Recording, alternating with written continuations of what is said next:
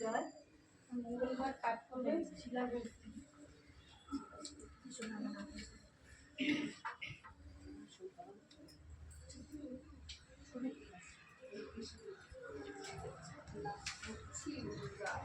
আমি এখন মঙ্গলবার থেকে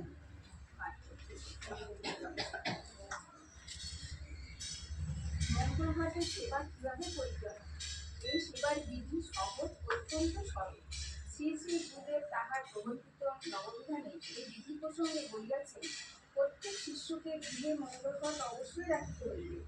যেই দিন সে অন্ন গ্রহণ করিবে সেই দিন অন্নের অগ্রভাগ শ্রীগুরুর উদ্দেশ্যে উৎসর্গ করিতে হইবে। মঙ্গলবারে শ্রীগুরুর উদ্দেশ্যে অন্ন না রাখিয়া নিজে অন্ন গ্রহণ করা অপরাধ।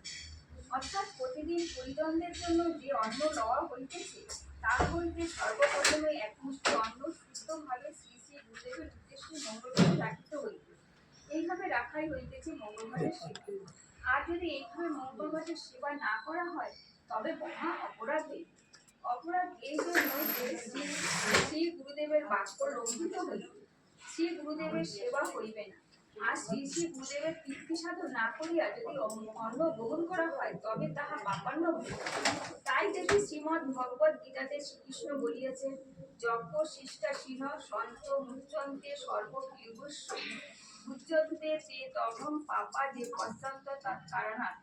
অর্থাৎ যে সদাচারীগণ যজ্ঞাবশেষ ভোজন করেন তাহারা সকল পাপ হইতে মুক্ত হয়। যে পাপাচারীগণ কেবল নিজের জন্য অন্ন পাক করে তাহারা পাপান্ন ভোজন করে। ভগবান শ্রীকৃষ্ণের এই বাণীর মধ্যে একটি অপূর্ব সমাধান রইয়াছে। তাহা হইতেছে যে সদাচারীগণ যজ্ঞাবশেষ ভোজন করেন তাহারা সকল পাপ হইতে মুক্ত হয়। সকল পাপ হইতে অর্থাৎ বিহিতল গদিত অনুষ্ঠিত সকল অপরাধ হইতে, পঞ্চশোরা পাপ হইতে তো বটে। এই নিবেদিত অন্ন হইতেছে মঙ্গলবারের অন্ন। এই মঙ্গলবারের অন্ন না রাখিয়া অন্ন গ্রহণ করিলে পাপান্ন ভোজন করা হয়। এই প্রসঙ্গে শ্রীকৃষ্ণ কথিত কেবল নিজের জন্য অন্ন পান এবং শ্রীগুরুদেবের কথিত শ্রীগুরুর উদ্দেশ্য অন্ন না রাখিয়া নিজে অন্ন গ্রহণ করা একই তাৎপর্য। শ্রীগুরুদেবের উদ্দেশ্যে অন্ন